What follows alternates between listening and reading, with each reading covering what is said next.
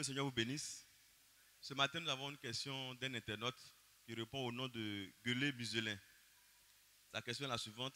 Quelle est la caractéristique d'un prophète selon la Sainte Écriture? Quelle est la caractéristique d'un prophète selon la Sainte Écriture? Okay. Voici la question qui nous est adressée par un internaute. Nous disons que nous croyons dans un prophète. Si nous croyons dans un prophète, c'est qu'on a su identifier le prophète. Maintenant, on nous demande comment nous on fait pour identifier un prophète selon les Saintes Écritures. Comment, sur quelle base on dit tel est un prophète? Quelles sont les caractéristiques d'un prophète du côté des sœurs? Amen. Selon ma compréhension, le prophète, c'est la bouche de Dieu.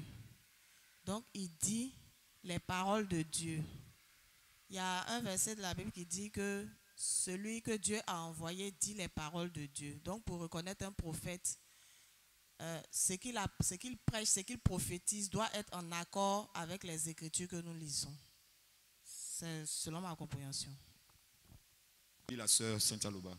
Bon, on peut reconnaître qu'une telle personne est un envoyé de Dieu par le but pour lequel il est venu.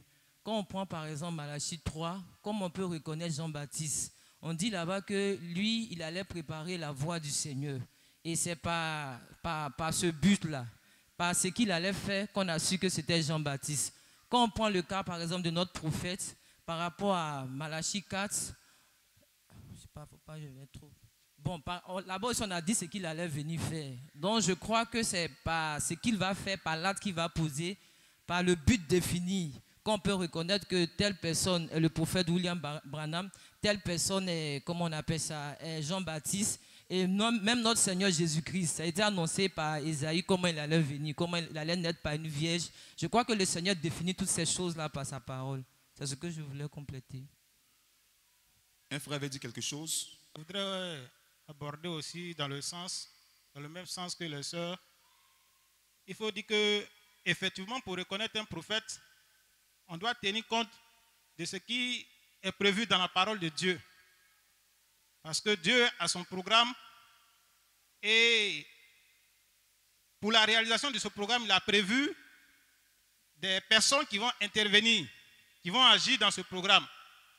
Et c'est ceux-là qu'on les appelle les prophètes. Ils vont venir annoncer la parole et c'est à travers la parole qu'ils vont annoncer qu'on saura que effectivement cette personne vient de Dieu. La Bible est claire dessus. Elle nous dit que nous devons examiner tout enseignement par la parole pour savoir si celui qui est en train de nous parler là vient de Dieu. Jean chapitre 3, je crois le verset... bon, j'oublie un peu le verset, mais il dit, celui que Dieu envoie, Jean 3, 34, voilà. Il dit les paroles de Dieu. Donc, quand on va écouter l'enseignement de cet homme, on va comparer ça à ce que Dieu a laissé comme testament, comme constitution pour nous, et on va regarder dedans. Si ce qu'il dit est en accord avec ce que Dieu a déjà laissé, alors on pourra le reconnaître. Mais pour aller encore plus loin, je pourrais dire que pour pouvoir reconnaître un prophète qui est venu de Dieu, il faut que Dieu te fasse grâce. Parce qu'on peut avoir toutes les connaissances, disons la connaissance littéraire de l'écriture, mais si Dieu ne te fait pas grâce pour pouvoir, en fait, ne te donne pas cette révélation, tu ne pourras jamais accepter ce prophète quand il viendra. Donc c'est ce que je pouvais dire là-dessus. Merci. Oui, frère. Amen. Pour moi, un prophète, d'abord, c'est un envoyé de Dieu.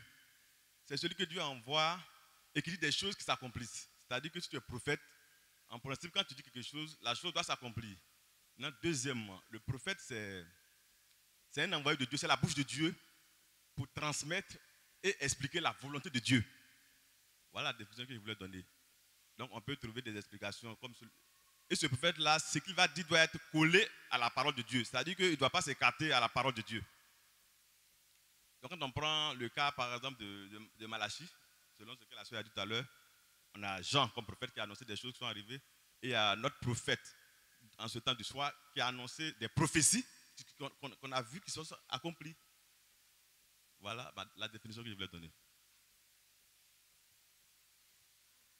Frère Yves, tu veux dire quelque chose? Amen. Le Seigneur a fait remarquer quelque chose aux gens.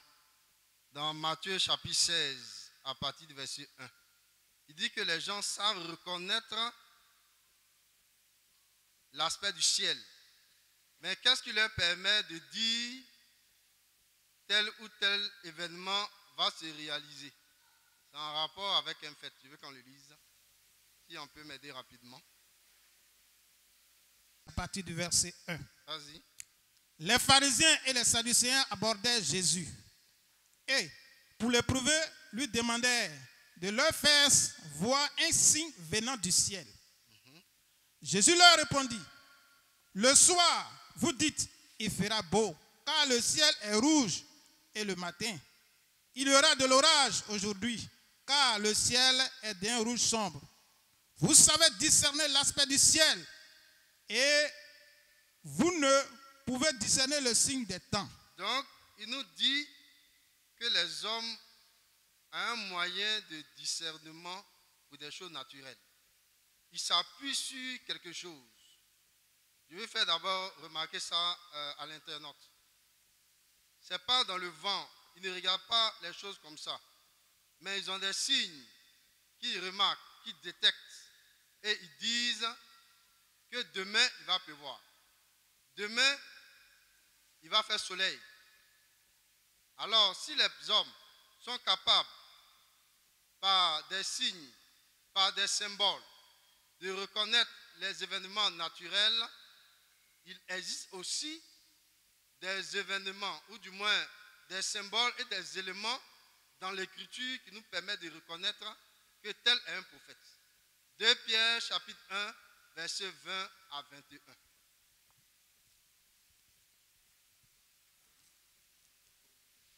Comme Dieu est sage, il a permis que l'écriture soit, pour qu'à l'intérieur, nous voyons les éléments qui vont nous permettre de détecter l'activité d'un prophète, le ministère d'un prophète.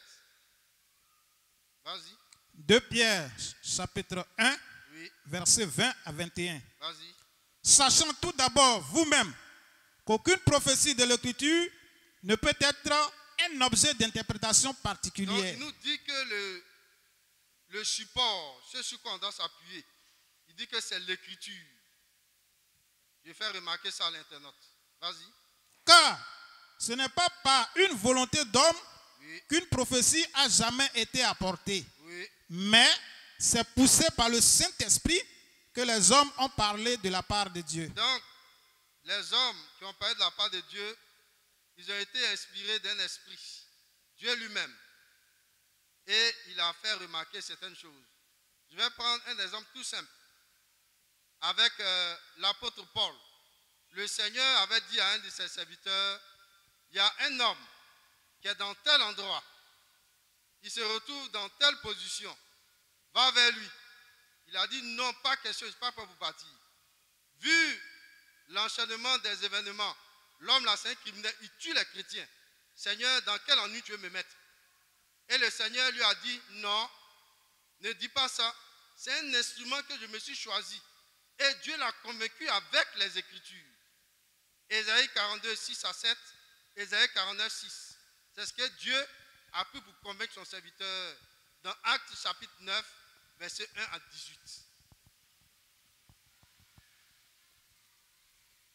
Il faut lire rapidement 6 à 7 et puis Ésaïe 42 d'abord 6 à 7 et puis ensuite Ésaïe 49, verset 6. Ésaïe 42, versets 6 à 7. Oui. Moi, l'Éternel, je t'ai appelé pour le salut, Oui, et je te prendrai par la main.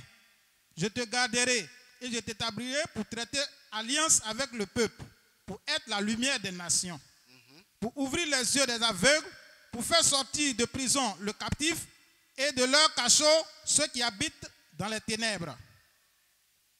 Donc, 49, 6 maintenant. ok. Ésaïe 49, verset 6. Oui. Il dit, c'est peu que tu sois mon serviteur pour relever les tribus de Jacob et pour ramener le reste d'Israël. Je t'établis pour être la lumière des nations, pour porter mon salut jusqu'aux extrémités de la terre.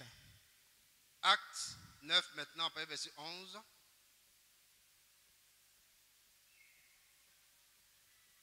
Acte 9, verset 11. Oui, commence. Et le Seigneur lui-même, Oui, et le Seigneur plutôt, excusez-moi, et le Seigneur lui dit, Oui. lève-toi, oui, va dans la rue qu'on appelle à droite, oui, et cherche dans la maison de Judas un nommé Saul de Tarse. oui. Car il prie, et il a vu en vision un homme du nom d'Ananias, qui entrait et qui lui imposait les mains afin qu'il recouvrât la vue. Ananias répondit que cet homme a fait à tes saints dans Jérusalem. Et il a ici des pouvoirs de la part des principaux sacrificateurs pour lier tous ceux qui invoquent ton nom. Mais le Seigneur lui dit, va, car cet homme est un instrument que j'ai choisi pour porter mon nom devant les nations, devant les rois et devant les fils d'Israël. Et je lui donnerai tout ce qu'il doit souffrir pour mon nom. Je lui montrerai. Et je lui montrerai tout ce qu'il doit souffrir pour mon nom. Ananias sortit, et lorsqu'il fut arrivé dans la maison, il imposa les mains à Saul en disant, Saul, mon frère, le Seigneur Jésus, qui t'est apparu sur le chemin par lequel tu venais, m'a envoyé pour que tu recouvres la vue et que tu sois rempli du Saint-Esprit. Amen. Amen. Donc, c'est un révélateur de la parole divine pour le salut.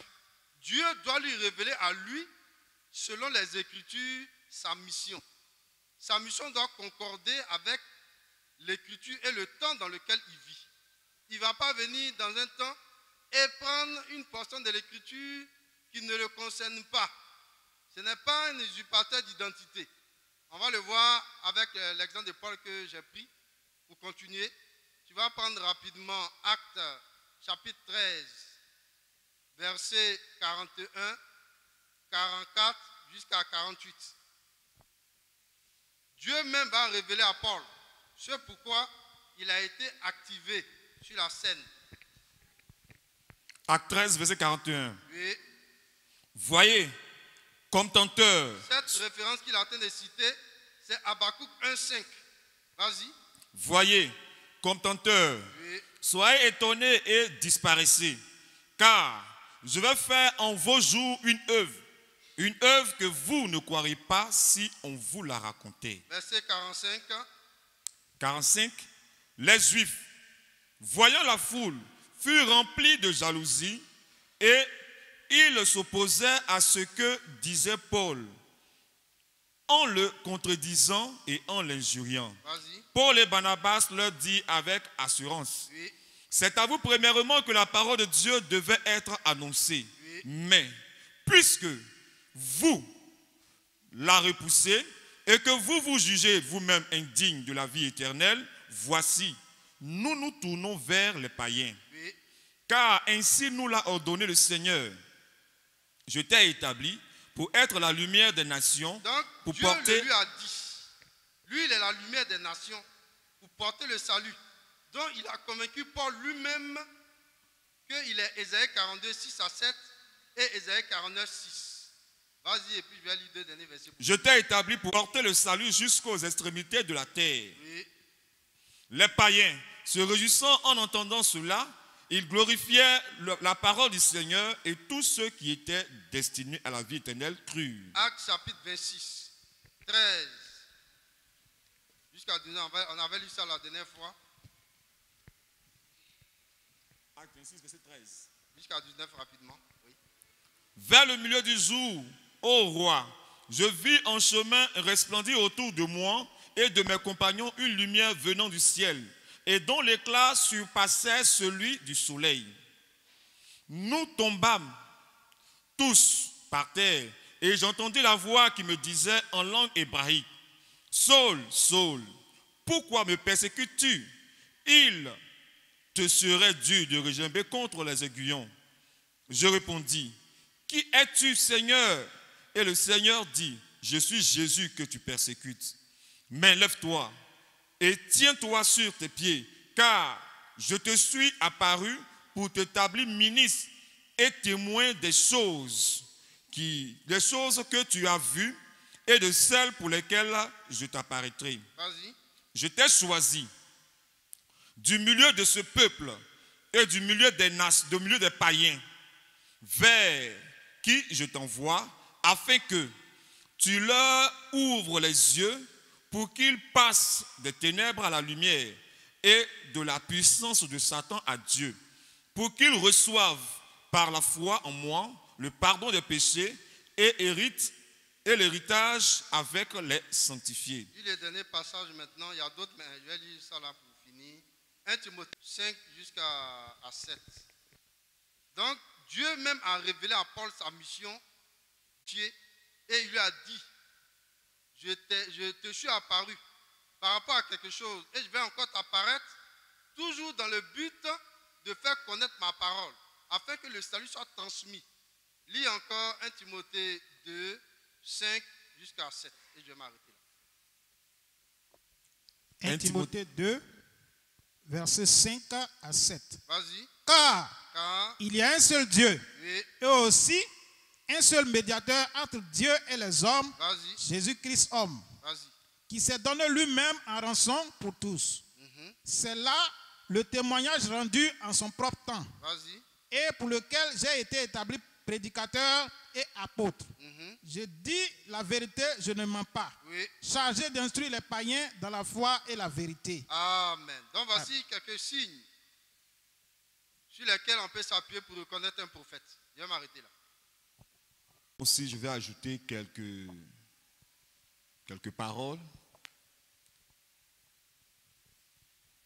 pour rendre encore la chose de plus en plus claire. D'abord, c'est quoi un prophète? C'est ce que nous devons savoir. C'est quoi un prophète? La définition se trouve dans 1 Samuel chapitre 9, verset 9. La Bible dit, autrefois en Israël, quand on allait consulter Dieu, on disait, venez et allons au voyant. Quand on voulait consulter Dieu, c'est vers le voyant qu'on allait. Car celui qu'on appelle aujourd'hui le prophète s'appelait autrefois le voyant. Donc le prophète, c'est celui au travers duquel on consulte Dieu. C'est ça un prophète. Premièrement, c'est pourquoi dans toute l'histoire de la Bible, quand les peuples manquaient de prophètes, ils étaient tous dans la débandade. Et Dieu envoyait un prophète pour recadrer les choses. Lorsque Moïse n'était pas là, le peuple était livré à lui-même. Pour délivrer le peuple, Dieu envoyait un prophète. Et tout le peuple devait se référer à ce prophète pour pouvoir entrer dans le lieu que Dieu leur avait promis. Un prophète est une référence. Un prophète est un voyant. Je ne parle pas de celui qui a un don de prophétie. Nous parlons d'un prophète. Parce que celui qui a un don de prophétie, on l'appelle aussi prophète. Donc, premièrement, le prophète, c'est un voyant. Il est celui qui a la capacité de voyager dans le temps. Il voit dans le futur et il voit aussi dans le passé. C'est pourquoi Moïse n'était pas au temps d'Adam, mais il a écrit comment Dieu a créé jusqu'à Adam, jusqu'à lui Moïse. Toutes ces choses, Moïse a tout vu. Tout ce qui s'est passé dans le jardin d'Éden, comment Dieu a créé, comment la lumière a apparu, tout ça là. Moïse a tout vu. C'est un voyant. Il voyait à la fois dans le passé et dans le futur. C'est pourquoi Daniel le prophète pouvait voir les choses qui se passaient en notre temps. C'est ça un prophète. C'est un voyant. Maintenant, la Bible nous dit qu'il y a aussi de faux prophètes. C'est-à-dire, ils disent des choses qui arrivent, mais ils sont faux. Maintenant, comment identifier que ce prophète, ce qu'il dit, ou sa vision qu'il dit avoir reçue est de Dieu? Deutéronome 18, versets 20 à 22.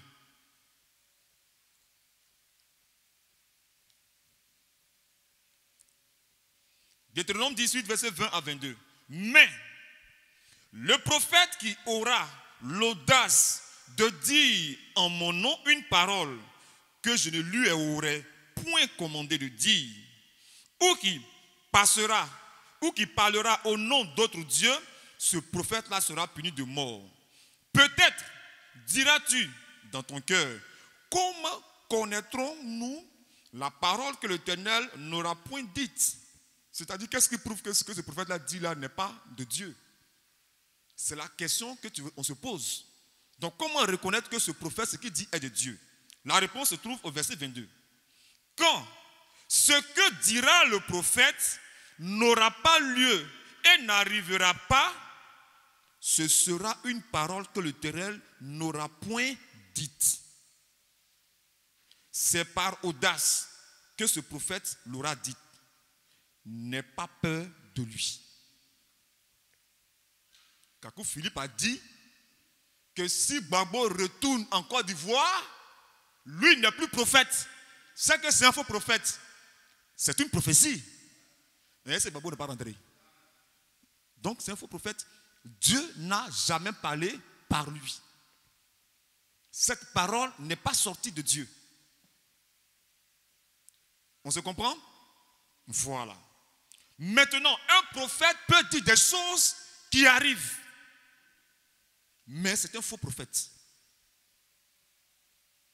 D'abord, un prophète est identifié du fait que ce qu'il dit arrive. C'est ce que je viens de montrer. S'il dit quelque chose qui n'arrive pas, c'est qu'il n'est pas prophète. Il n'a rien vu, il n'est pas un voyant.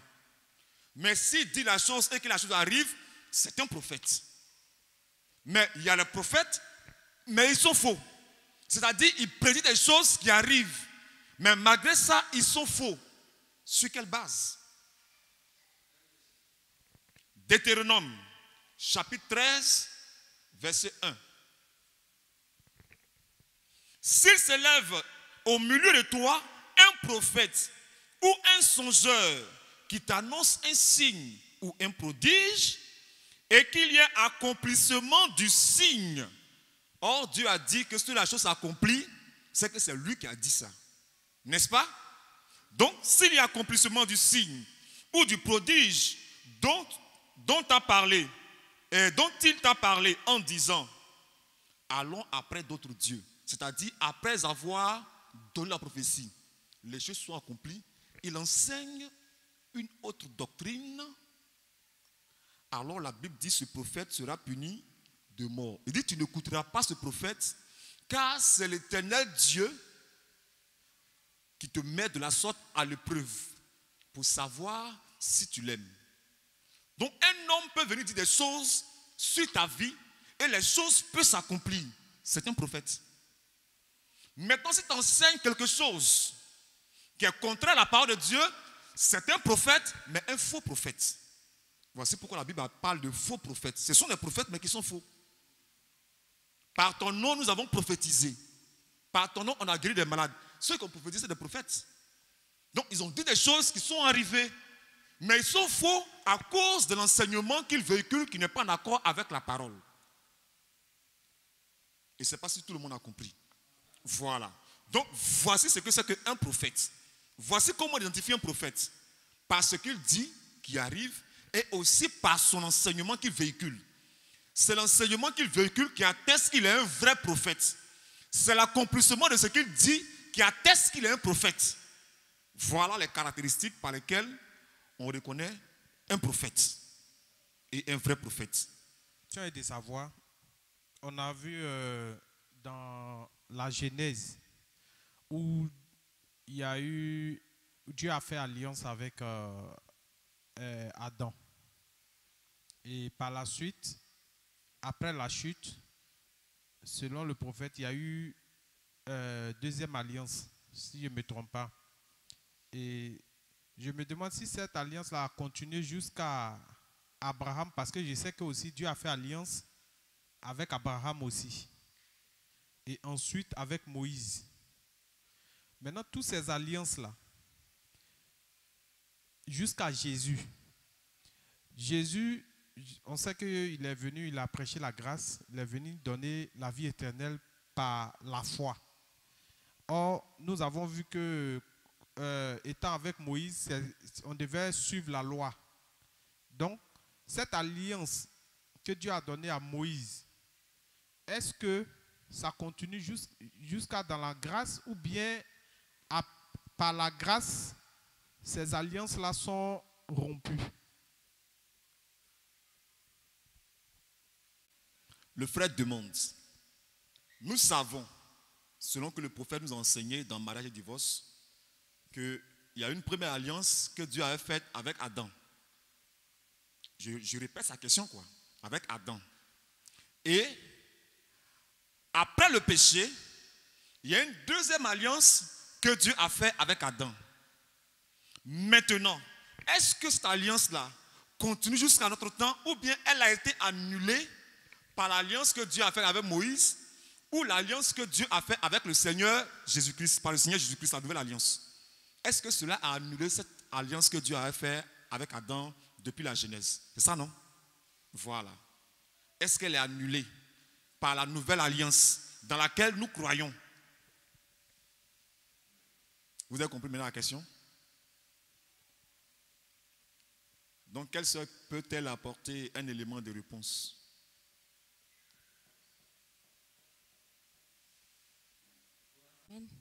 Moi, je crois que la deuxième alliance, là, c'est ça qui continue jusqu'à présent. Ça n'a pas été annulé. Amen. Annulé? Ou ce n'est pas annulé? Donc, il y a une confusion. Donc, si tu dis que ce n'est pas annulé, c'est sur quelle base tu dis que ce n'est pas annulé? Si tu dis que c'est annulé, c'est sur quelle, plutôt si ce n'est pas annulé, sur quelle base ce n'est pas annulé? Si c'est annulé, sur quelle base ce n'est pas annulé? Sinon, tu dis que ce n'est pas annulé, d'accord. Mais sur quoi tu te bases pour dire que ce n'est pas annulé? Bon, dans la deuxième alliance, il a dit comme ça que l'homme vraiment va dominer maintenant sur la femme. Mais je comprends que maintenant, c'est toujours l'homme qui domine. C'est que ce n'est pas annulé, puisque c'est l'homme toujours qui domine sur la femme et la femme doit rester soumise et son cœur doit porter sur son mari, un truc comme ça. Ok. Voici la position de la sœur. Amen. D'abord, je voulais qu'on fasse une petite distinction. Parce qu'avant le péché, il n'y avait, à mon avis, avant le péché, il n'y avait pas d'alliance. C'était un ordre. Il y a eu le premier ordre et après le péché, il y a eu le deuxième ordre. À mon sens, c'est comme ça que je comprends les choses. Maintenant, c'est avec Abraham que Dieu a établi la première alliance et ensuite avec Moïse. Voilà. Et quand Jésus est venu pour le sacrifice de la croix, il a apporté aussi une nouvelle alliance. Et je crois que le deuxième ordre est en vigueur jusqu'au jour d'aujourd'hui. Maintenant, l'arrivée de Moïse, l'arrivée de Jésus n'a pas annulé les anciens. Mais dans les alliances, il y a point que la venue de Jésus a eu son accomplissement. Voilà un peu comment je vois les choses. Voici la position du frère. Un autre frère? Oui? Bon, je ne suis pas trop d'accord avec le frère Michel. Parce que selon le prophète, avant le péché, avant la chute, Dieu avait fait alliance avec Adam. Et le prophète en a parlé. Après le péché, Dieu est venu faire une nouvelle alliance. Et c'est là il a dit, comme vous avez expliqué tout à l'heure, dans la première alliance, l'homme et la femme étaient au même pied d'égalité. Mais après la chute, Dieu a fait une deuxième alliance où il a mis l'homme au-dessus qui dominera sur la femme. Voilà, il y a eu ces deux alliances-là. Maintenant, sous Abraham aussi, je crois bien que Dieu a fait alliance quand il avait fait la promesse à Abraham qu'il aurait une multitude bon, il y a des nations qui sortiront de lui. Et il avait fait la part des nations. il y aura 2 nations qui sortiront de lui. Il y a une nation qui sera propre à lui, qui est Israël. Et il aura l'autre nation qui sera considérée comme les païens. Bon, je ne sais pas si j'ai mélangé là, mais après ça, Dieu a fait une alliance avec Moïse et le peuple d'Israël. Ça, c'était quand Moïse était descendu et puis il a vu que le peuple adorait le veau d'or. Et il s'est énervé, il a cassé les tablettes sur lesquelles il était écrit les lois. Et après ça, il est remonté encore sur la montagne où l'Écriture nous dit que ouais, il a fait 40 jours et 40 nuits sans boire ni manger en présence de l'Éternel. Et là aussi, Dieu lui a donné encore une alliance. Et Dieu a bien dit que ouais, l'alliance que je fais, c'est l'alliance est entre toi, moi et le peuple d'Israël. Maintenant, après tout ça, là, on est rentré maintenant dans la grâce par le sacrifice du Seigneur Jésus-Christ. Donc, moi, je veux savoir, est-ce que ces différentes alliances et la nouvelle alliance dans laquelle nous sommes aujourd'hui sous la grâce, est-ce que ces alliances passées ont effet sur nous aujourd'hui? Je veux pas qu'on prenne une branche peut-être côté dominé, non, surtout. Voilà. Je clarifie pour dire que, oui, en fait, je veux savoir si toutes ces alliances-là sont caduques par l'alliance du sacrifice de Jésus-Christ, ou alors il y a certaines alliances qui sont toujours en vigueur. Si oui, quelles sont ces alliances? Sinon, quelles sont les alliances qui ont été caduques? Les alliances qui sont annulées, et puis quelles sont les alliances qui sont encore en vigueur? Voilà. Maintenant, ceux avec qui Dieu a... Je vais répondre à la question. Tu veux répondre? Non, frère, il va répondre à la question. Tu es bel et bien conscient que toutes les alliances là, c'est toujours en vigueur. Tu es bel et bien conscient de ça. C'est toujours en vigueur. Il n'y a rien qui a été annulé. Jésus m'a été clair dans Matthieu 5, verset 17. Il dit, ne croyez pas que je sois venu pour abolir la loi et les prophètes. Moïse, ce n'est pas un prophète. Adam n'est-il pas un prophète? Jésus-Christ n'est-il pas un prophète? Mais les Noé là, ce sont tous des prophètes. Ce que Dieu a dit là, c'est toujours en vigueur.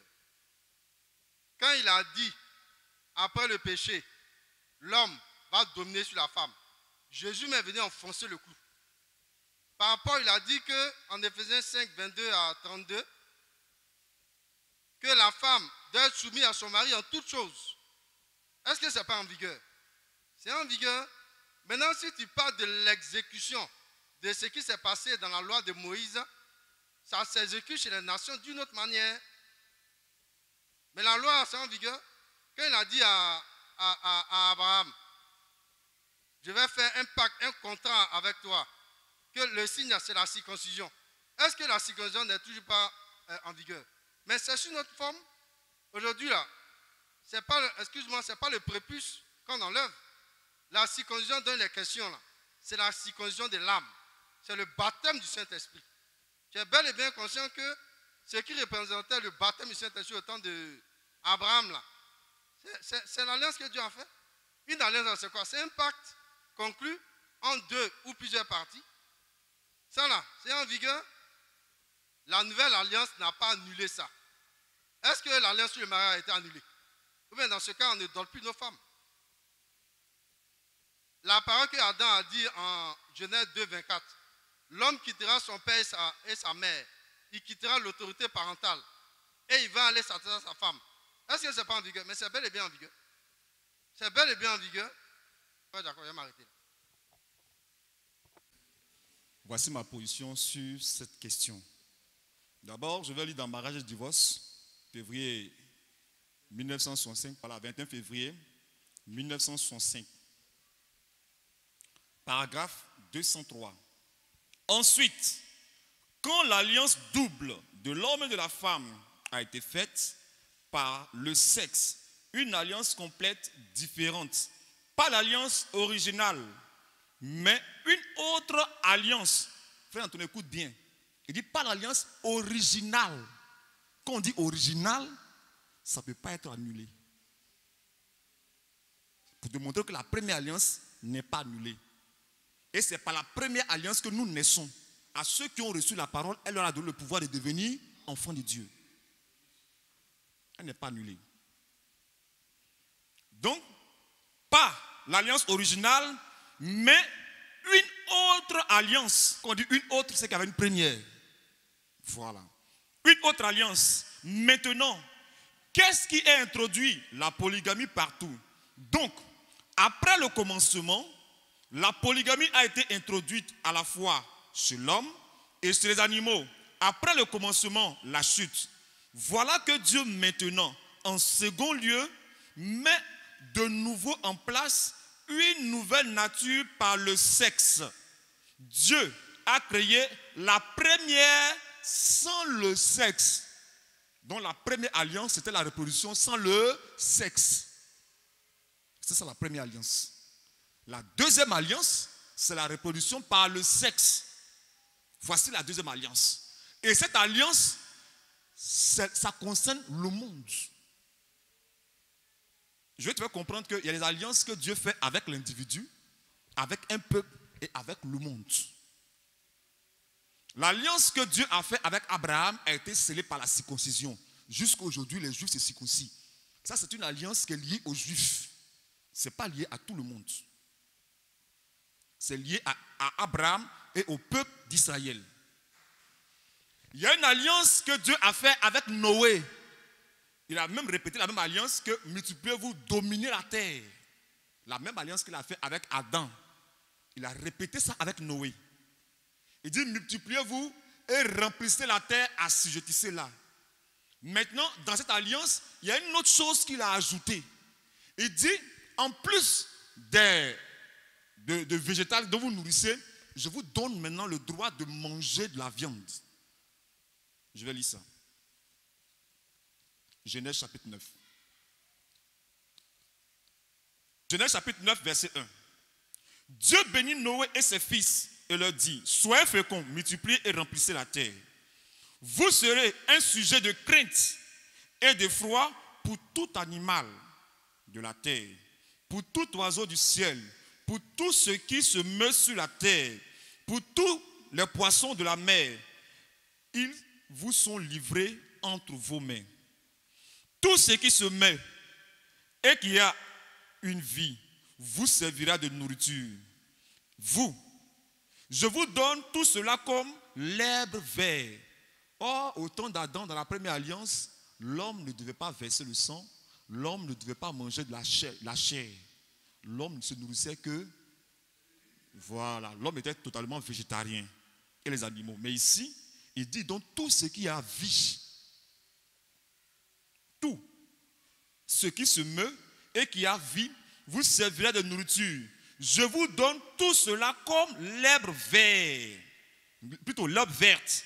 Seulement, vous ne mangerez point de chair avec son sang. Donc, il donnait maintenant l'occasion à l'homme de manger la viande, mais pas avec le sang. Donc, il n'a pas annulé la première alliance. Il n'a fait qu'ajouter. Dans la première alliance, on se nourrissait seulement que de la chose. On était seulement végétarien. Mais dans la deuxième alliance qu'il fait avec Noé, là, il nous dit maintenant qu'on peut manger de la viande, mais sans le sang.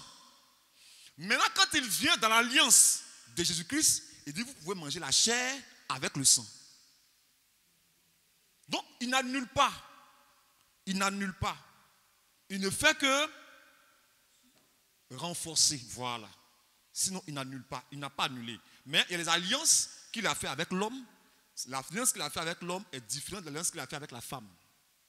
Est différente de l'alliance qu'il a fait avec les enfants. Est différente de l'alliance qu'il a fait avec Abraham et le peuple juif. Maintenant, le sacrifice, l'alliance qui a été faite avec Jésus-Christ, ça c'est l'alliance qu'il fait avec les nations. C'est avec les nations. Les Juifs, eux, se font circoncis. Mais nous, on ne le fait pas. Voici l'alliance. Donc, il y a l'alliance concernant les Juifs et il y a l'alliance concernant les nations. Voilà. C'est dans les nations que l'Église a été prise. Donc voici l'alliance, c'est l'alliance des nations. Mais l'alliance des Juifs, c'est par Abraham, par la circoncision. Je ne sais pas si je me fais comprendre. Donc aucune alliance n'a été annulée et aucune alliance n'a eu d'impact sur l'autre. Non. Chaque alliance est bel et bien valable à l'individu à laquelle l'alliance a été adressée. Voilà. Je vais m'arrêter là. Je ne sais pas si le frère a compris, si la question a dit, il va dire. En expliquant, j'ai compris par la première alliance qu'il a faite avec Adam avant la chute. En réalité, de la manière que je comprends maintenant, est différente de ce que je comprenais avant. Je comprends maintenant que cette alliance n'est pas annulée, mais elle se vit sous une autre forme aujourd'hui. En croyant à la parole, on est par la parole. Or, avant, ce n'est pas comme ça que je voyais la chose. Pour moi, c'est une alliance qui a été arrêtée dès qu'il a introduit la deuxième. Mais maintenant, je comprends mieux. Et je comprends aussi qu'il y a des différentes alliances. Il y a l'alliance qu'il fait avec l'homme. Il y a l'alliance qu'il fait avec le peuple d'Israël. Et puis, il y a l'alliance qu'il a fait avec les nations. Donc, c'est clair maintenant dans ma tête. En fait, c'est ce que je voulais comprendre, en fait. Je veux comprendre la partie où tu as parlé de manger sans le sang. Là. Cette partie-là, je ne comprends pas bien. C'est pas si avant, les gens, quand ils tuaient les animaux, là, s'ils pressaient le sang pour verser et puis manger sans, je comprends pas. Voilà. Faire cuire afin que le sang ne soit plus dans la viande. Soit si tu fais rôtir ça, tu dois rôtir afin que le sang ne soit plus dans la viande. Tu comprends? Voilà. Ça veut dire que tu tues l'animal, tu le gorges, tu verses son sang, tu le fais cuire complètement. Voilà. Mais aujourd'hui, tu peux manger la viande saignée. C'est pas un mal. Voilà. Comme souvent, les gens font... il y a le sang des animaux, ils recueillent et puis ils font sauce avec ça là. Ce n'est pas un mal aujourd'hui, tu peux le faire. C'est pas un mal, mais avant, on ne le faisait pas. Et qui ne boit pas mon sang n'aura pas la vie.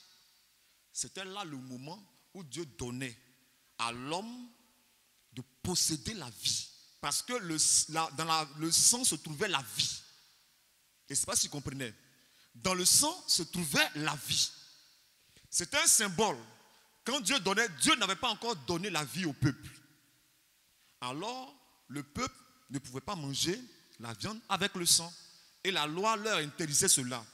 Mais quand Jésus est venu pour maintenant leur donner la vie, alors il leur dit maintenant, mangez la chair et boire le sang pour avoir la vie.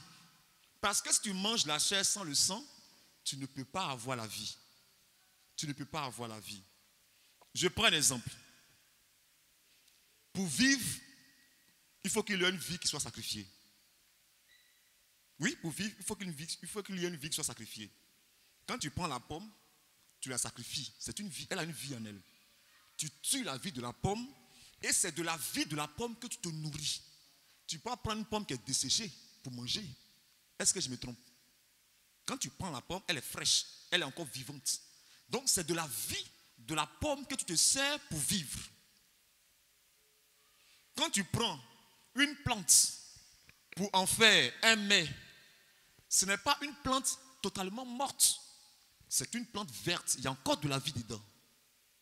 Donc tu fais le mets ou bien une salade et puis tu manges. C'est une feuille encore vivante. Donc tu te sers de la vie, tu sacrifies la vie de la plante pour que toi tu continues de vivre. C'est comme cela. Le symbole de manger la chair du Seigneur, oui, et de boire son sang, oui, pour corroborer avec ce que je dis. Non, je ne suis pas trop d'accord. Allons-y. Je ne peux pas dire que où je suis là, je n'ai pas inversé pour pouvoir justifier ce que tu viens de dire, mais je veux me baser toujours sur la première écriture qui dit que tu ne dois pas manger l'animal avec le sang. Oui. Ça, je m'appuie toujours dessus parce que jusqu'à aujourd'hui, et dans ton explication même, ça, tu l'as dit, avant de prendre une plante, tu tues la plante. Du moment où tu tues là, tu as ôté la vie. Donc, je peux dire que comme la plante n'a pas de sang, c'est quand ça, c'est pas encore coupé que ça vit. Du moment où tu coupes, ça ne vit plus. C'est pareil pour l'animal. Quand tu l'égorges, tu lui as ôté la vie. Maintenant, on dit de cuire sa chair avant de manger. Aujourd'hui, quand tu me dis qu'on peut manger la chair avec le sang, sincèrement, je ne suis pas tout à fait d'accord avec toi. Avec ma position. Avec ce que tu viens d'avancer. D'accord, oui, papa. On peut manger la chair et le sang. Je ne suis pas d'accord parce qu'il a été ici, dans Acte 15, lorsque les gens discutaient avec les païens. Oui. Paul, il lui a été dit, il a été dit de ne pas discuter aux païens qui ont cru, mais seulement on leur disait de s'abstenir des idoles, des souillures des idoles, de l'impudicité et des animaux étouffés de sang. C'est-à-dire, d'étouffer. Ils ne devaient pas seulement manger des animaux étouffés. C'est ça qu'on appelle manger le sang. Donc, actuellement, pour cette loi-là continue, ce n'est pas une loi, mais ça continue. On doit toujours verser le sang d'un animal de manger. Il n'a pas été dit de manger l'animal et le sang. Ok. On doit s'abstenir de cela. D'accord. Et c'est Acte chapitre 15. Ok, je vais répondre. Tu n'es pas d'accord, non? Tu as dit ce que tu lui as dit. Je suis en train de répondre, donc il faut écouter. Dans Exode chapitre 12, la Bible dit que l'agneau pascal, on devait le manger comment? Totalement cuit. On ne devait pas le manger à demi-cuit. On est d'accord? On est d'accord? Donc l'agneau ne devait pas être mangé avec son sang. L'agneau pascal là ne devait pas être mangé avec son sang. Et dans la même loi, il était aussi dit qu'on ne devait pas manger certains animaux. Quand vous voulez vous arrêter sur la loi, on va prendre la loi. Le porc ne doit pas être mangé. Vous mangez porc. Attends, vous allez prendre la parole. Parce que vous allez prendre le verset où la Bible dit que manger de tout ce qui se vend sur le marché. On va arriver là-bas. C'est là-bas où je suis en train de vous conduire. Moi, je sais que c'est là où vous allez partir. C'est pourquoi je vous conduis là-bas. On ne doit pas manger porc, on ne doit pas manger silure. Il y a des animaux que la Bible a interdit de manger. Maintenant, quand nous sommes arrivés dans la nouvelle alliance, est-ce que vous avez, je parle de ceux qui sont en train de parler de ça là, qui nous donnent une écriture, ils vont prendre la parole, ils vont donner l'écriture, où la Bible nous dit qu'on peut manger ces animaux-là. Où la Bible dit qu'on peut manger ces animaux-là. Sinon, à ce que je sache, la Pâque, on ne devait pas manger l'agneau avec le sang. Or, le véritable agneau était Christ. L'agneau pascal. Donc, si on doit se référer à cette loi, alors on ne devait même pas manger Christ avec son sang. Parce que la Pâque ne devait pas être à demi cuit. Totalement cuit. Mais l'agneau pascal vient, il dit, Moïse ne vous a pas donné le pain qui descend du ciel. Il dit, mais voici le pain qui descend du ciel, c'est celui-là qui vous donne la vie. Donc, ce qui veut dire que le premier pain qu'ils mangeaient ne leur donnait pas la vie. C'est ce que j'expliquais. Ils étaient sous la loi qui ne donnait pas la vie. Alors le Seigneur les interdisait de manger le sang qui était le signe de la vie. Ils ne devaient pas manger ça. Parce qu'ils n'avaient pas encore le droit de recevoir la vie. Mais lorsque l'agneau pascal est venu, lui nous dit de ne pas le manger cuit. Il dit de manger sa chair et de boire son sang, sinon on n'aura pas la vie. Mais pourtant la loi nous a éduqué que l'agneau pascal, on doit le manger sans son sang. Et il ne doit même pas être à demi-cuit. Mais quand lui vient, il dit qu'on doit le manger la chair avec le sang. Mais c'est ce qui a contrarié les disciples qui l'ont quitté. Mais parce que la déclaration qu'il avait faite était contraire dans leur compréhension à la loi. Parce que la loi avait dit de ne pas manger la chair avec le sang. Mais comment toi tu nous enseignes à manger la chair avec le sang? Ce n'est pas correct. C'est pourquoi ils l'ont quitté. Ce n'est pas seulement lié à lui en tant que manger sa chair. Il nous donnait maintenant le droit de manger la chair avec le sang. Parce que c'est le même qui avait donné le droit de ne pas manger la chair avec le sang là-bas. Et si les disciples avaient compris que c'était lui qui avait parlé là-bas, alors c'est lui qui avait même le même pouvoir de dire, de manger la chair avec le sang. C'est pourquoi il a commencé par la première alliance. Là-bas, on était tous végétariens. Mais quand il est venu avec Noé, il dit, vous pouvez manger maintenant la chair. C'est lui qui donne le droit. Vous pouvez maintenant manger la chair, mais ne buvez pas le sang.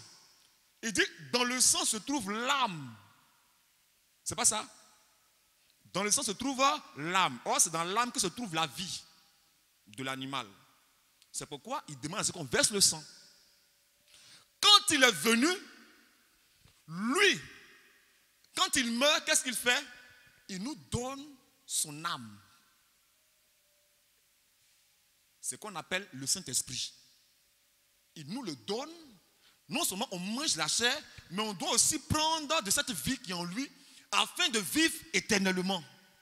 Donc nous sommes dans l'alliance où nous avons le droit de manger la chair et le sang.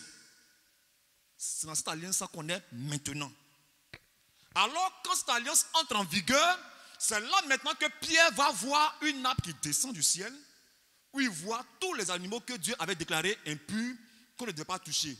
Et le même Dieu dit, tue et mange. C'était une nappe.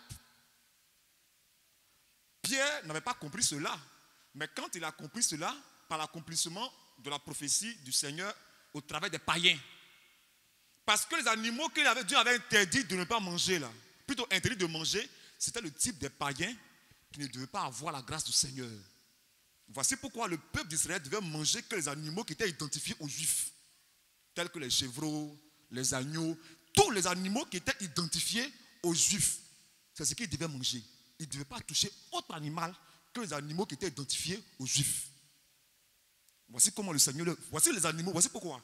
Maintenant, comme le salut est venu maintenant chez les nations, Dieu maintenant permet à Pierre de manger tous les animaux pour dire que l'évangile ne doit plus rester seulement chez les Juifs, mais doit aussi aller chez les païens. Voici comment Dieu a fait les choses. Alors, quand l'agneau pascal vient, il dit maintenant, vous ne mangerez plus l'agneau sans le sang. Mais vous devez manger maintenant l'agneau avec le sang. Donc, nous avons la permission et le droit. Et c'est cette base que nous pouvons manger de tous les animaux et tout ce qui se vend sur le marché. C'est sur cette base. Ça, c'est ma position et ma compréhension. Maintenant, je vous réitère, je vous donne la parole. Vous allez nous montrer par l'écriture. Maintenant, pardon, j'ai oublié la question du pasteur de choses. J'ai expliqué, mais j'ai oublié le pasteur de choses. Le doyen Dago. Quand les disciples ont prescrit aux païens de s'abstenir, je veux qu'on lit bien le verset. Parce qu'il y a ces choses qu'ils ont dit là-bas, que Paul a corrigé. Parce que là, les apôtres avaient une conception juive. Ils étaient dans la tradition juive. Donc, ayant même reçu cet esprit, ils marchaient encore dans la tradition juive. C'est pourquoi il y a d'autres qui voulaient imposer aux païens de se faire circoncis. Mais comme Paul, lui, c'est Paul qui avait reçu la révélation. Il était le messager de l'âge. Donc, la révélation est venue à lui. C'est lui qui a dit que non. Dieu n'a pas le droit, on n'a pas le droit d'imposer la circoncision aux juifs, aux païens. Non, non, non, non, non, non, non, non. Et il y a eu un débat entre les juifs et Paul. Et cela est venu dans la maison des anciens. Et Pierre, à qui Dieu avait montré cette vision, après la compréhension, quand il s'est levé, il a dit, mais si Dieu, il a donné le Saint-Esprit, il n'a pas tenu compte que les païens soient circoncis, et que leur a donné cet esprit au même titre que nous, mais qui sommes-nous pour leur imposer cela? Cela a fait taire tout le monde parce que le pasteur Pierre avait parlé. Mais Paul avait la révélation. Lisons le verset.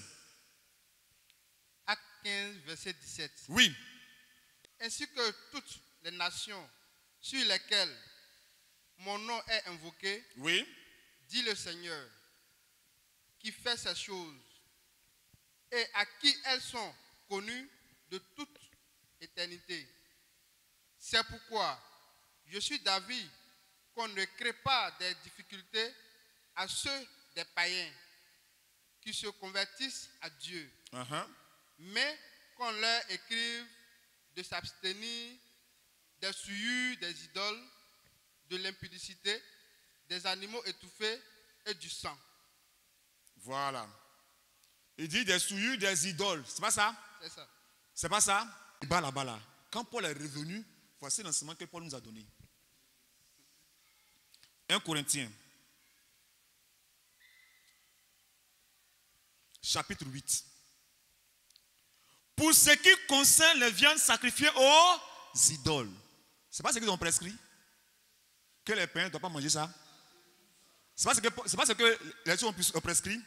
Les souillures avec les idoles, cela est en relation avec la viande sacrifiée aux idoles. Les païens ne doivent pas être en contact avec les idoles. C'est pas ce qu'on a prescrit? Ok. Pour ce qui concerne les viandes sacrifiées aux idoles, nous savons que nous avons tous de la connaissance. La connaissance enfle, mais la charité édifie. Si quelqu'un croit savoir quelque chose, il n'a pas encore connu comme il faut connaître. Mais si quelqu'un aime Dieu, celui-là est connu de lui. Parce qu'il est donc, excusez-moi, pour ce qui est donc de manger les viandes sacrifiées aux idoles, ce n'est pas les prescriptions qu'ils ont données. Regarde comment Paul résout le problème. Pour ce qui est donc de manger les viandes sacrifiées aux idoles, nous savons qu'il n'y a point d'idole dans le monde. Mais les Juifs avaient dans leur conception qu'il y avait toujours des idoles. Mais Paul qui avait la révélation nous enseigne que nous, pour nous là, il n'y a pas d'idole. Maintenant, s'il n'y a pas d'idole là, est-ce que c'est qu'ils ont prescrit à sa colle?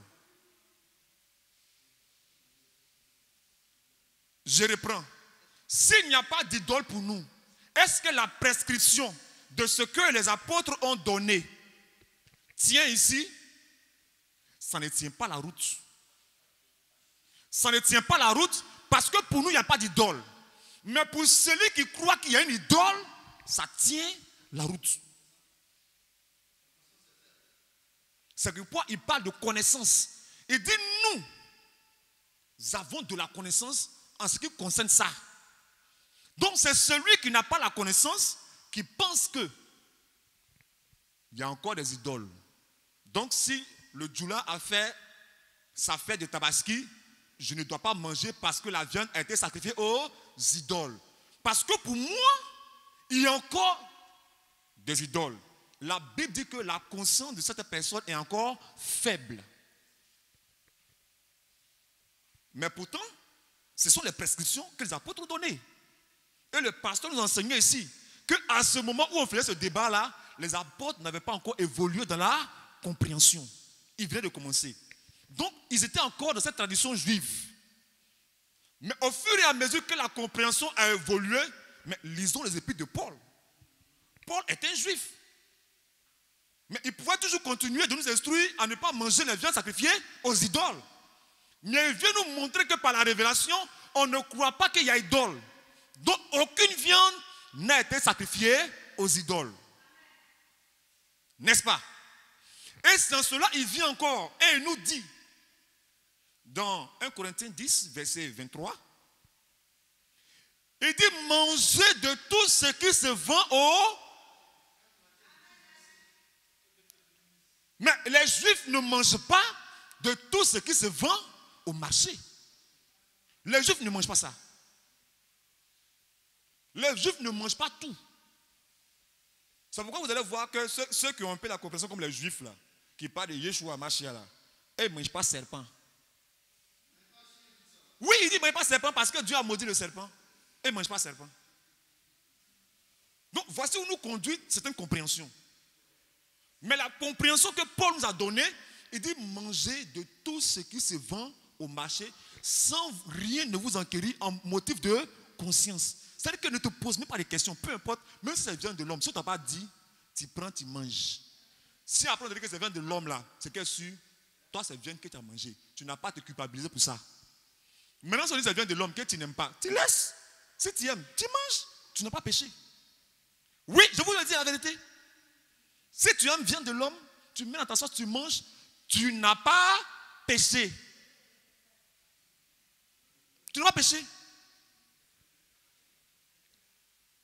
Non, on peut discuter dessus, moi, je n'ai pas de souci. Mais on va aussi continuer du temps. Peut-être si on doit remettre ça, on remettra. Tu n'as pas péché. Voilà. Donc, Doyen Dago, c'est vrai que ça a été prescrit. Ça, c'était à l'époque où la révélation n'avait pas encore été évoluée, n'était pas évoluée, que cette prescription a été donnée.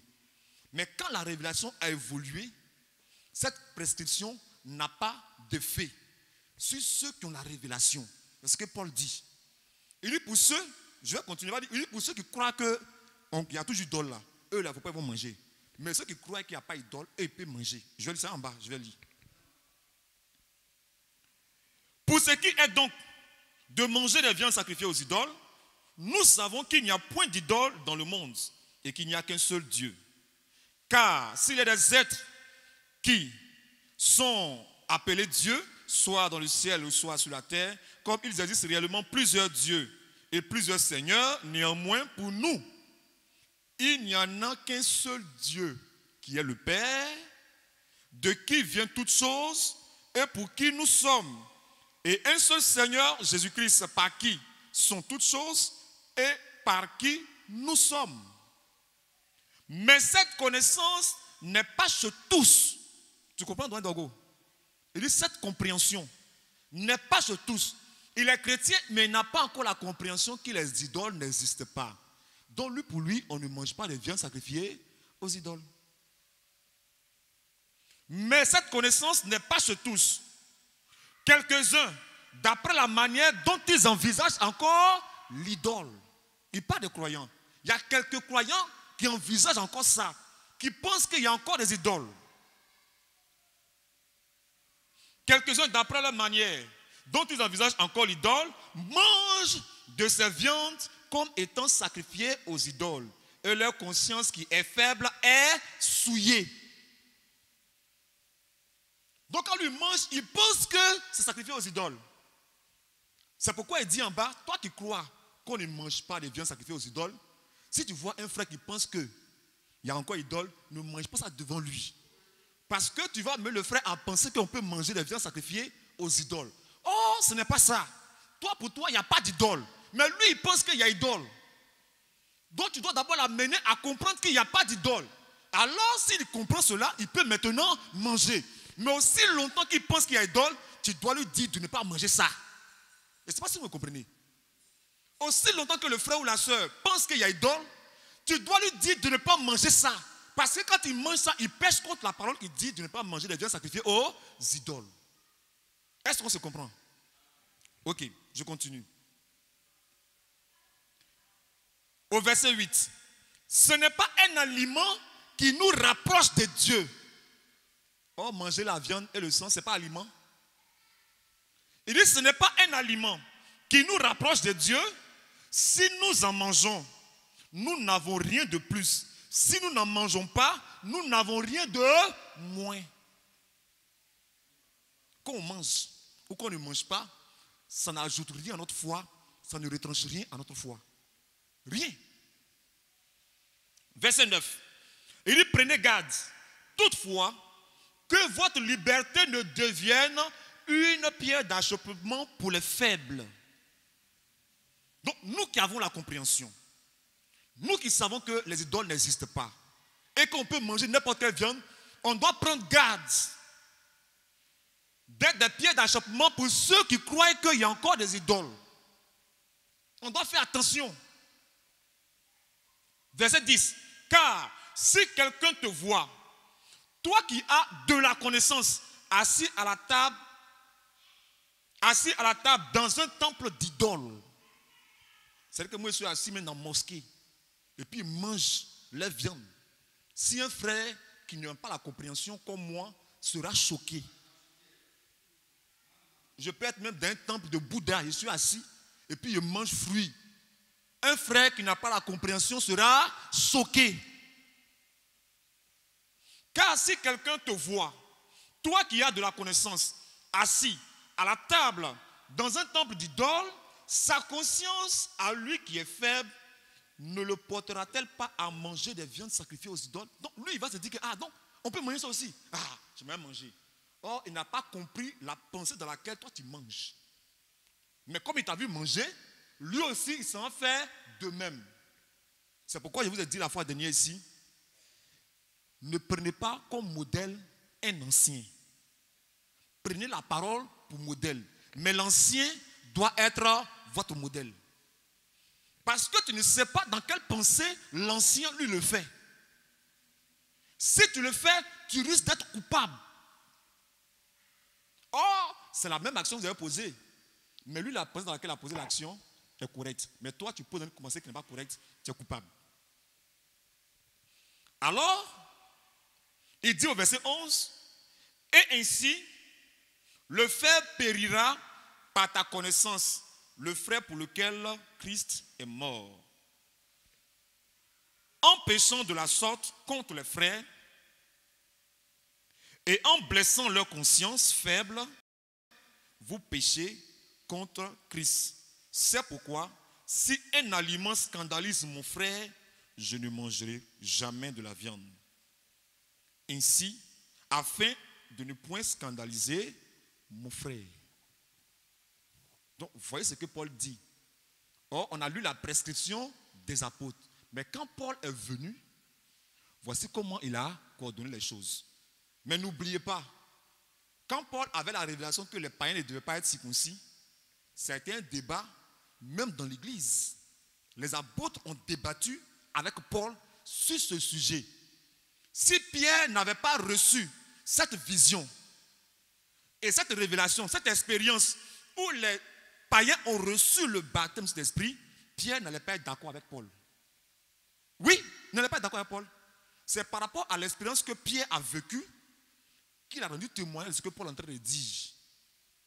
Et la chose a été close. Sinon, Pierre aussi allait dire non, non, non. Les juifs, les païens doivent être circoncis. Mais à cause de l'expérience que Pierre avait vécue, les autres n'avaient pas vécu cela. Donc ils ont débattu avec Paul. Mais Pierre, ayant vécu cette expérience, s'est levé et il a dit, mais moi-même avec des frères, on a été témoins que Dieu n'a pas exigé que les païens soient circoncis. Et il leur a donné le baptême de cet esprit comme à nous les juifs. Alors si Dieu l'a fait, qui sommes-nous pour leur imposer cela? Et comme il y avait des témoins, tout le monde a reconnu que c'était vrai et ils ont réglé le problème. Et ce n'est pas si je me suis fait comprendre. Je disais que ce que tu as expliqué là, il y a 3 éléments.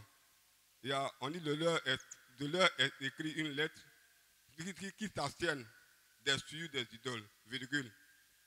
Qui s'abstiennent de l'impudicité et qui s'abstiennent des animaux étouffés. Donc tu as expliqué les souillures des idoles.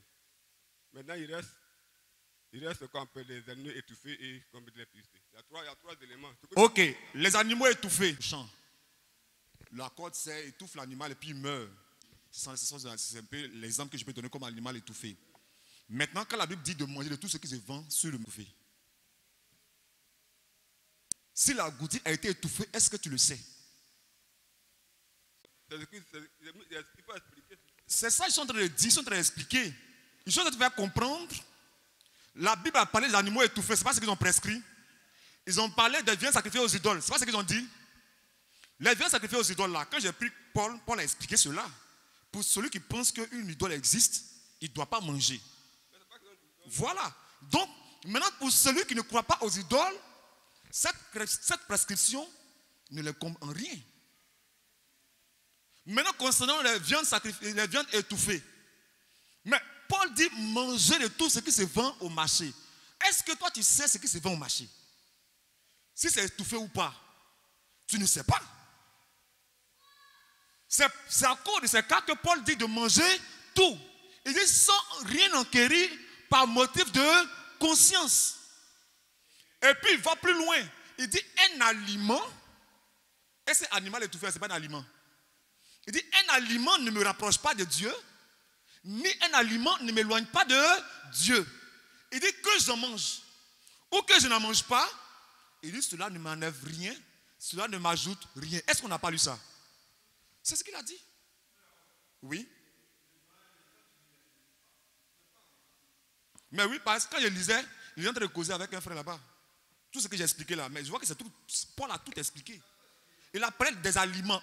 Il dit un aliment là, avant, c'est par l'aliment qu'on s'était rapproché de Dieu. N'est-ce pas? La Pâque là, ce n'est pas un aliment qu'on mangeait. C'est un aliment qu'on mangeait. Mais aujourd'hui, la Pâque, ce n'est pas un aliment qu'on mange. La Pâque n'est pas un aliment qu'on mange. Aujourd'hui, la Pâque, c'est la prédication de la parole. Donc, Dieu ne tient plus compte de ces animaux-là. C'est pourquoi maintenant, il nous dit de manger de tout. Sinon, au moment où Dieu tenait compte des aliments qu'on devait manger, c'est que ne mangeons pas les silures. Ne mangeons pas porc. Donc, dans un dago, on ne doit pas manger porc aussi. On ne doit pas manger silure. Parce que c'est une prescription. Et ça, il y a le courant du message qui prêche ça. Oui, il y a le courant du message qui prêche ça. Comme on ne mange pas porc, on ne mange pas escargot. Je ne dirai pas le nom. Mais il dit on ne mange pas ça. On ne mange pas escargot, on ne mange pas porc, on ne mange pas beaucoup. Les choses que le Seigneur a citées là. Il dit on ne mange pas. C'est ce qu'il dit on ne mange pas. J'ai parlé ici des alliances. Des alliances que Dieu a faites. Il y a les alliances que Dieu a faites avec les Juifs. Frère Clément, tu veux dire quelque chose, non? Tu veux dire quelque chose? Non, si tu veux dire quelque chose, là, je vais raccourcir, puis tu vas parler. Il y a les alliances que Dieu a faites avec Israël. Les alliances que Dieu a faites avec Israël, là, ce n'est pas la même alliance que Dieu a fait avec nous. Dans Actes des Apôtres, quand la fête de Pâques arrivait, Paul disait à ces chrétiens qui sont chez les païens là, il dit, telle semaine, je dois me rendre à Jérusalem pour fêter telle Pâques, telle fête. Donc Paul, en tant que juif, partait honorer cette loi-là. Mais les chrétiens qui étaient dans les nations n'étaient pas liés à cette loi. Eux n'étaient pas liés à cette loi. Quand la fête de Pentecôte arrivait, Paul partait à Jérusalem pour fêter la fête de Pentecôte. Mais les païens ne partaient pas parce qu'ils n'étaient pas liés à cette loi. Donc en tant que juifs, ils le faisaient. C'est pourquoi nous, en tant que croyants ici, nous ne vivons pas selon la culture juive. On vit selon la culture des nations. On ne s'habille pas comme les juifs. On s'habille tel que nous sommes, on s'habille. Donc on a la culture de nous, les nations, et l'évangile est venu à nous. Et c'est selon notre culture que nous agissons. C'est les juifs là. Un cousin peut marier sa cousine. Même père, si vous êtes même père, ça veut dire que même père, vous n'êtes pas même mère, vous pouvez vous marier. Là, c'est les juifs. Mais chez nous, les nations, ça se fait. Ça ne se fait pas. Voilà. Donc l'évangile vient à nous, mais nous vivons selon nos coutumes. Et les juifs aussi, ils sont dans la conception, selon la coutume des juifs, et ils vivent la parole de Dieu. Bon, je vais m'arrêter là. Comme ce que je voulais faire même, c'est ce que lui-même il est en train de demander. Frère, comment il s'appelle? Doyen. Tout ce que le frère vient de dire là, c'est la parole de Dieu. Et c'est clair. Il n'y a pas de discours dedans. Autrefois, les interdits que Dieu avait donnés concernant les aliments, quand l'apôtre Paul est venu, il a rendu cela clair. Manger de tout ce qui se vend sur le marché par la foi, et tout est sanctifié par la prière du croyant. Donc, un animal est étouffé, un animal est égorgé, un animal est vivant, pourvu que tu puisses manger. Avant de manger, il faut prier là-dessus. Et tout est pur pour celui qui est pur. Puis le doyen a répondu dessus, n'a pas été okay. On est passé à autre chose. Okay. C'est-à-dire, on est rentré dans les animaux interdits. Okay. Or, ce n'était pas ça, moi, ma question. D'accord. Moi, ma question était de savoir, est-ce qu'on doit manger une viande crue où il y a le sang dedans? Lui, il a dit oui, en utilisant le fait que Jésus a dit que celui qui ne mange pas ma chair et boit mon sang ne peut pas avoir la vie éternelle. Ça, c'est un symbole que le Seigneur, lui, l'a donné à l'Église. Ça n'a rien à voir avec les animaux que nous mangeons. Donc, quand le frère prend ce verset-là pour justifier ça, moi, je ne suis pas d'accord. Je ne suis pas d'accord. Mais comme le temps est parti, je pense qu'on peut revenir là-dessus. Oui, on va faire des recherches ensemble. Voilà. Et le week-end prochain, ce sera le débat le débat du jour. Voilà. Donc, pour que toi-même aussi J'ai tu pas sois encore éclairé. fini. Je n'ai pas encore fini. Maintenant, je voulais apporter une précision aussi à une déclaration que le frère Jacob concernant on ne doit pas manger la viande de porc. Moi, je pense que l'écriture, c'est dans Lévitique, où Dieu a dit de ne pas manger. Ce porc-là, ce n'est pas ce que nous mangeons. Hein. Ça n'a rien à voir avec le porc que nous mangeons ici. Si tu lis bien le texte, tu vas voir la différence. Là-bas, on parle d'un porc avec le sabot fondu. Or, le porc que nous mangeons là n'a pas le sabot fondu. Oui, non, faisons la part des choses. Non, ne mélangeons pas. Voilà. Bon, d'accord. Frère Antonin, voilà, il est déjà 13h, beaucoup. On va faire, là, on va faire les offrandes et puis on va prier pour aller à la maison. Chaîne.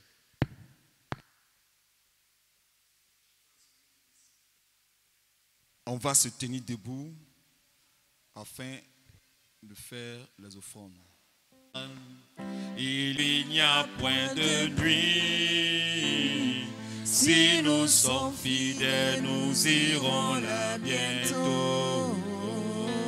Dans la cité où l'agneau est la lumière. Oh, dans cette cité. Dans cette cité où l'agneau est la lumière. Oh, cette cité. Cette cité. On chante le cantique ensemble. Il n'y a point de pluie. Alléluia. J'ai beau parler là-haut et libérer les soucis.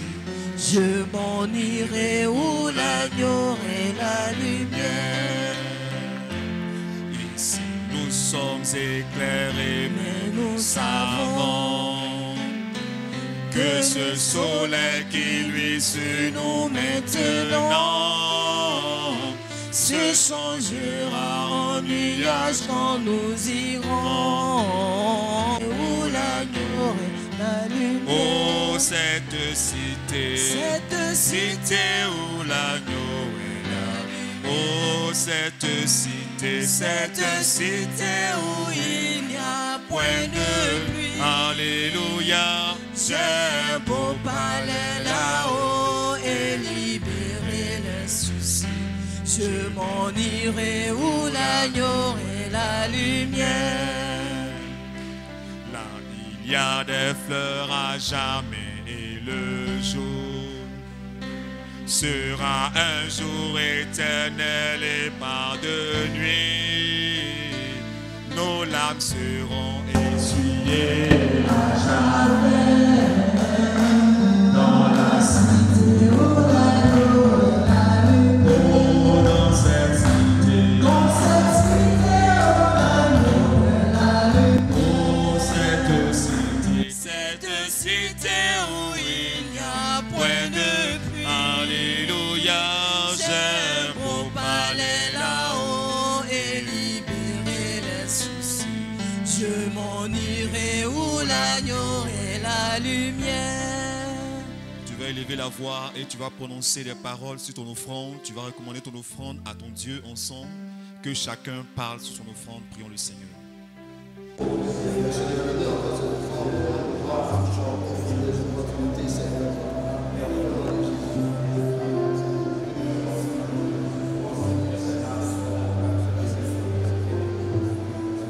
Reconnaissant pour ce merveilleux moment que nous avons passé dans ta présence. Nous avons été édifiés. Il y a eu des compréhensions qui ont été laissées en suspens, Seigneur. Et nous savons que c'est toi qui apportes la révélation. Ce que tu as fait avec les disciples lorsqu'il y a eu ce débat concernant la circoncision, Seigneur, tu peux encore le faire aujourd'hui. Viens encore et éclaire notre lanterne, Seigneur, car tu nous as appelés à avoir une seule et unique foi. Bénis chaque frère, bénis les offrandes qui ont été apportées, Seigneur. Souviens-toi des requêtes se trouvant derrière chaque offrande, Seigneur. Tu connais le problème de ton peuple. Puisses-tu encore, Seigneur, toi qui sont les cœurs et les reins, exaucer chacun de nous et que la gloire te revienne. Je voudrais aussi te confier ton serviteur pendant tout son séjour, Seigneur. Qu'il soit en parfaite et bonne santé. Qu'il puisse vivre encore des expériences qui pourra nous compter, qui pourront aussi nous faire du bien, Seigneur. Donne-lui encore de rencontrer ce qui encore le fera grandir, Seigneur, est bénéfique pour ce voyage. Bénis aussi tout son voyage et son retour. Bénis sa famille et que la gloire te revienne au nom du Seigneur Jésus-Christ. Amen. Audio Jungle.